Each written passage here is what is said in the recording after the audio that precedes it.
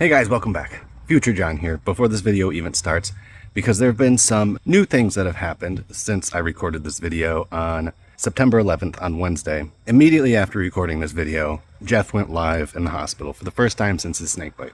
About 600 people tuned into it and saw it, and the rest of you didn't, but I did screen record it. Unfortunately, I won't be reacting to any of that in this video, but I will be making a second video that is a compilation of all the highlights of his live stream, because he did delete it afterwards. I think it's important for us to see where he's coming from as best we can. So here's a little clip of that live stream, and then we will get into the actual video. Hope you enjoy. That's the question, isn't it? You know, that's the question, is what do you do now? Will you become a responsible keeper and all that? It's a very good question. So isolated him, you get to determine what is our pet. Snakes, a lizard, and a crocodile were removed from a home in Beaver County, Pennsylvania. My Lord, a snapping turtle. Wow.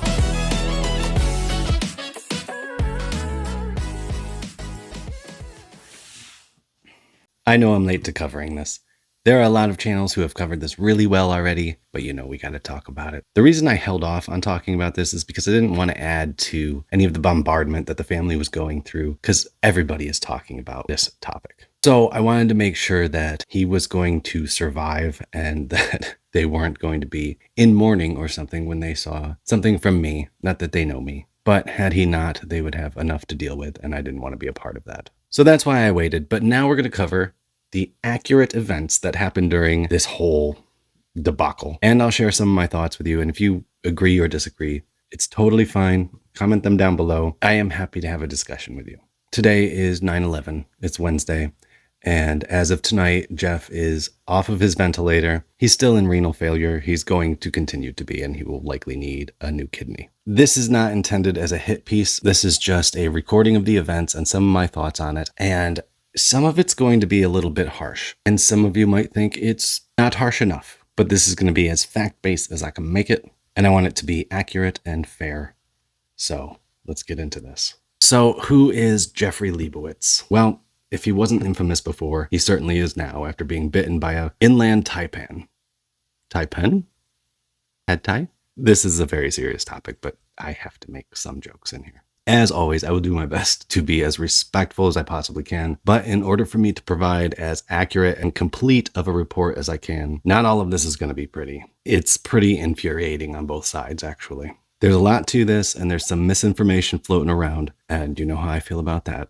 So let's get into the facts here. Shortly after 2 a.m. last Friday, Jeffrey Leibowitz, a 58-year-old school teacher in Florence, South Carolina, was bitten by an inland taipan. He then posted a series of posts on social media asking if anybody had immediate access to anti-venom for an inland Taipan bite, and if so, they should send it to McLeod Hospital in Florence. That was both as shocking and predictable as a Taco Bell shirt. Just one day before, Jeff, also known by his YouTube handle, Snarfles the Cat. No. Scurvy the Cat. Snarfles is Kevin Snake. Scurvy is a disease.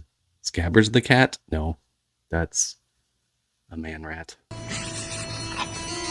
Swaggers the Cat. I don't know why that escaped me. We'll get more into Swaggers the Cat later. Anyway, Jeff posted this video on social media showing how in control he was while handling an inland taipan by his midsection with his bare hands. Then you can control their... See how he's trying to get me, but I'm turning him. I'm almost in a good position. He knows. So here, I'm almost there. I can control his turn. He wants to turn, but he can't. I'm pushing back. He can't do that. He's moving up from the back, see? He wants to do that. But otherwise, you're in total control. You are reckless. This is the most venomous land snake on the planet, by a lot. It will kill. And this is far from the first example of the reckless stubbornness of Jeff Leibowitz, who has been repeatedly warned by much of the community how irresponsible this whole practice was, and that he would end up taking a bite. He was told repeatedly that he needed to at least have bite protocol in place, or have some antivenom, or to just stop handling the snakes this way. Jeff, of course, took these concerns seriously and changed his ways. No, he didn't. He actually spent a lot of time doubling down on his arrogance and extreme anthropomorphizing of his animals, not only making the bold claim that he doesn't get bit, but that antivenom is for... He's also gone as far as to say some pretty disgusting things to people who don't do things the way he does. I'm only going to leave this up for a moment. You're welcome to pause and read it, but I'm not going to read it out loud or dissect it. It's pretty disgusting. More on Jeff's character. He's also got a very misogynistic view of women, which he has no issue whatsoever in expressing, and has nothing but praise to offer for our favorite unhinged Nazi, Timothy Gold. Which is kind of ironic, isn't it? Leibowitz? I don't know. Anyway, these are the facts with the receipts, so it's no wonder there are quite a few people in the hobby who really are not his biggest fans. We'll come back to that, as well as what the repercussions of his actions mean in a moment. But for right now, let's continue with the story. Jeff was brought to the hospital where he awaited antivenom. Because of the extreme potency of Taipan venom, the cost to produce the antivenom, along with the shelf life and the fact that it's an Australian elapid, makes antivenom for this species in very short supply here in the United States. There have only been 3 recorded bites here in the US, and the first was in 2001, so it's not something that's heavily stocked. One of those 3 bites was another less public bite that occurred a month or a couple of months ago that had already dipped into the very limited stores available. So around 11 a.m., roughly 9 hours after Jeff was bit, he was finally administered antivenom at McLeod Hospital. This antivenom was sent from the Venom 1 team in Florida, and one other, for some reason, is not in my notes. So if you guys know who that is, you can put it down in the comments. I'll probably find it while I'm editing and put it somewhere. Meanwhile, there were others, like the Kentucky Reptile Zoo, who I have the utmost respect for, who refused to send antivenom to Jeff because it would leave their staff at risk because there is such a limited supply, and should anything happen at their facility, they would be out of luck. I completely understand that sentiment. The sentiment I don't fully understand, though, is the one in some of the comments that followed, stating that it should go to someone more deserving or more responsible. That part, I feel like, is not just an unnecessary statement, but it gives the feeling of playing God, deciding who lives and who dies based on how deserving you feel they are. I will be honest, I love KRZ, and I don't like that at all. They're not the only ones who refuse to send antivenom either, by the way. They are just the ones who were vocal about it. So this is not a call out to KRZ. Again, I respect them immensely. They do incredibly valuable work. This is just a sentiment that I've been seeing in many in the hobby, and it's worth discussing. We'll come back to that in a little bit, but for now, let's get back to the timeline of events here. So some people are under the impression that once Jeffrey was taken, his father called the police to turn the rest of his collection of snakes over to them. What actually happened was the Florence County EMS contacted police, informing them that there were venomous snakes in the apartment and that they were unable to obtain any information from Jeff on how many, or even be clear if the snake that bit him was put away. This is probably due to the fact that Jeff was not able to speak very well and he did not have his wits about him. I don't think this is something that he withheld intentionally. So because of this, police were able to obtain a warrant to search his property. According to the police report, the first thing officers noticed while approaching the apartment was the large number of flies in the windows. Upon entering, they were hit with the smell of ammonia, feces, and rotting meat. On investigation, they found several venomous snakes in unsecured Tupperware containers and a few in glass enclosures. Of these snakes were the inland taipan that bit him, 1 green mamba, 2 gaboon vipers, 2 black forest cobras, a fer-de-lance, a death adder, and 6 rattlesnakes of varying species. They also found a cat bed soaked in urine and feces, raw meat sitting out, along with maggots and an overflowing garbage. There were also half-eaten yogurt containers and rotten cat food on the floor, among other filth, the report said. It was disgusting to the point that the report mentioned several officers having to step outside to get a breath of fresh air. Now, I did request body cam footage, which does exist, but I was told by Captain Starling of the Florence PD that because this wasn't a criminal case, meaning, yes, the snakes were actually legally owned, so dispel that myth there as well, that there was to be no video or pictures of his apartment released to the public. He said it does not fall under the Freedom of Information Act, which I did look that up, and he is correct. However, I think there should have been some charges, honestly. But there's no point arguing it since the police report is descriptive enough. So during their investigation, police were in contact with Jeffrey's father, who ultimately signed all the animals, all 14 snakes and 2 cats, over to the city for substandard living conditions and posing a danger to the public because of how the snakes were housed, which again, I feel like could be a charge regardless. The 2 cats were taken to a shelter.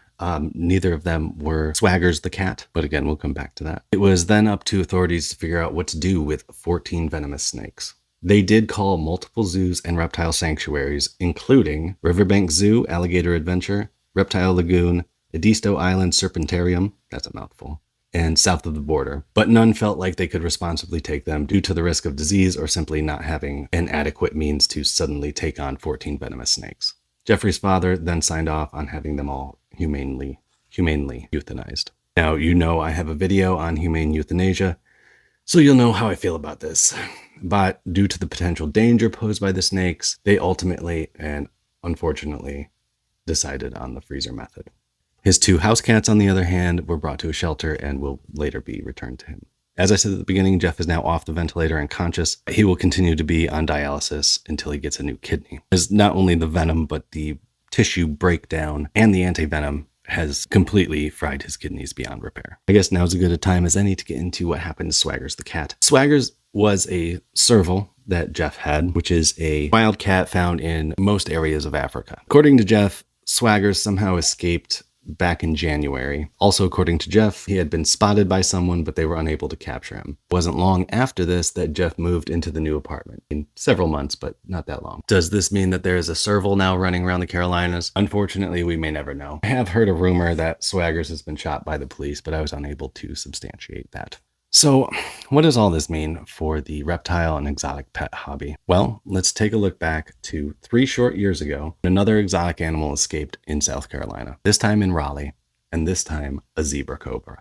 Zebra cobras are a species of spitting cobra that are native to parts of southern Africa and, of course, are highly venomous. It was June 29, 2021, when Raleigh police warned that a cobra had been spotted in a neighborhood in Raleigh, which drove a media frenzy. The cobra was eventually captured 36 hours later. It was later discovered that the cobra had been missing for several months, but not reported. The owner, Chris Gifford, through a plea deal, ended up having to surrender $35,000 worth of animals and pay $13,000 in restitution to the city. Unlike Jeff's situation, the snakes were arranged to be used for anti-venom development and cancer research. So what does this story have to do with Jeff and the repercussions of his actions? Well, a few months later, Chris was bitten by a green mamba and nearly died. And it turns out he had been bitten before, and that was also in the news. Because of these events, beginning with the cobra, a spotlight was shown on exotic animal keeping laws in the state. The city of Raleigh ended up taking it into their own hands, and on September 3rd, 2022, passed the Dangerous Wild Animal Ordinance, prohibiting anyone in the city from owning lions, tigers, wolves, monkeys, and of course, venomous snakes. Now that the incident with Jeffrey is all over the news, all over social media, worldwide, what can we expect from these events? Quite honestly, it's likely the same or very similar. South Carolina is one of few states with fairly lenient laws. Not as lenient as Pennsylvania, but when it comes to venomous keeping, they have been fairly relaxed up to this point. I do believe that is about to change again, as Jeff has pulled the spotlight back onto exotic keeping and venomous keeping. One more thing to note before starting to wrap this up is Jeff's, again, is only the 3rd recorded Taipan bite in the US. As I mentioned, there was one shortly before him, which contributed to depleting the stock, but since I'm recording this on 9/11, it's interesting to note that the only one prior to that was actually on 9/11, 2001. A couple of hours after the towers were hit, Lawrence Van Sertima, I believe, was bitten by a taipan near Miami, Florida. After receiving 5 vials of polyvalent antivenom, again from Venom 1, he was still getting worse, and it was determined he needed monovalent antivenom, which was only available in 2 places, San Diego and New York. As all flights were grounded across the US, they knew New York would be impossible, but through a lot of effort, they were able to board a plane to San Diego, accompanied, of course, by 2 fighter jets, and his life was saved. That was the only flight in the sky that afternoon. I just thought that was an interesting story that most of you have probably seen. Okay, back to Jeff. Now, since it's happening anyway, I want to talk about how we feel about all of this. So some of you may have seen my Facebook post, which is only a snapshot of a few thoughts I had while seeing the reactions to this entire now viral event. Even so, I'm going to start there. Firstly, I am not a Jeff apologist. What happened here was not a mistake. It was not an accident. This was a series of repeated choices that always only ever had one outcome.